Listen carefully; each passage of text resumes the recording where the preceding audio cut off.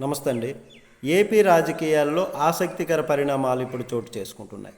YCP లక్ష్యంగా కూటమి సర్కారు వ్యూహాలు సిద్ధం చేస్తుంది. ఆ వ్యూహాలలో భాగంగానే ఇప్పుడు ఏబి వెంకటేశ్వరరావు రూపంలో వస్తున్నట్టుగా అనుకుంటున్నటువంటిది. అటు జగన్ సైతం కూడా కూటమి సర్కారు పైన పోరుబాటకు సిద్ధం అయ్యారు. ఇదే సమయంలో జగన్ పైన పోరాటానికి మరో మాజీ ఐపీఎస్ రంగంలోకి దిగారు. రాజకీయాల్లోకి వస్తున్నానని ప్రకటిస్తూనే జగన్ తన లక్ష్యమని స్పష్టం చేశారు. ఆయన జగన్ పతనం కోసం రాజకీయాల్లోకి వస్తున్నటువంటిగా అనిపిస్తుంది ఇప్పుడు ఆయన ఆ మాటల్లో. అయితే పార్టీ పైన స్పష్టత ఇవ్వలేదు. ఏ పార్టీలో చేరుతాను లేదా కొత్తగా పార్టీ పెడతారన్నటువంటిది. కానీ ఏది ఏమైనా కానీ జగన్మోహన్ రెడ్డిని టార్గెట్ చేసుకుని వస్తున్నట్టుగా అనిపిస్తుంది అని ప్రజలు అనుకుంటున్నారు.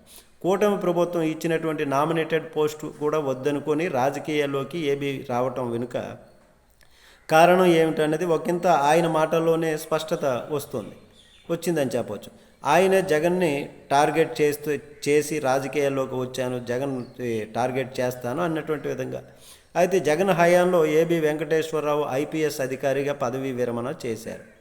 జగన్ గారి హయాంలో పోస్టింగ్ లేకుండా దూరంగా ఉన్నారు. 2014లో చంద్రబాబు గారు సీఎంగా అప్పట్లో తొలి అనురాధ గారిని నిఘా చీఫ్గా నియమించారు. ఆ తర్వాత అనురాధ గారి తర్వాత ఏబి వెంకటేశ్వరరావు గారు ఇంటెలిజెన్స్ చీఫ్గా 2019 ఎన్నికల వరకు కూడా కొనసాగుతూ వచ్చారు అదే దానిలో.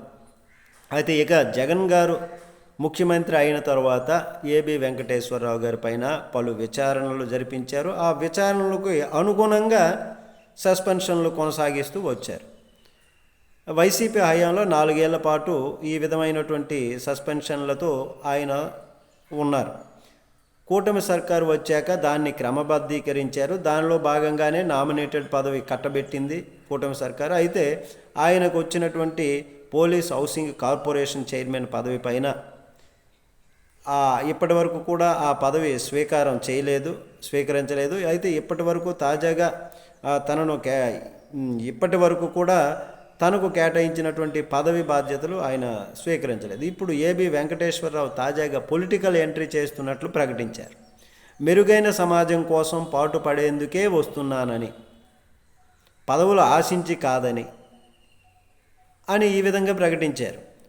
జగన్తో తనకు విభేదాలు, వ్యక్తిగత కక్షలు లేవంటూనే అక్రమాలను మాత్రం బయటకు తెస్తానని తెలిపారు. కోడికత్తి శ్రీను కుటుంబాన్ని పరామర్శించారు. మరి గతంలో కోడికత్తి శ్రీని చేత జగన్మోహన్ రెడ్డి ఈ ఎన్నికల కోసమే, విజయం కోసమే అలా చేశారు, తనంతట తాను పొడుచుకొని సింపతి సంపాదించాలని అన్నారు. మరి అట్లాంటి తన మనిషి అనేటప్పుడు తన మనిషి కోసం వ్యతిరేకమైనటువంటి జగన్ మీద కక్ష తీర్చుకోవటానికి వస్తున్నాను అనేటటువంటి విధంగా ఆయన అక్రమాలను బయటికి తీస్తాను అన్నటువంటి వ్యతిరేకమైనటువంటి వర్గానికి చెందిన వారు అక్కడికి ఎలా వెళ్ళారు?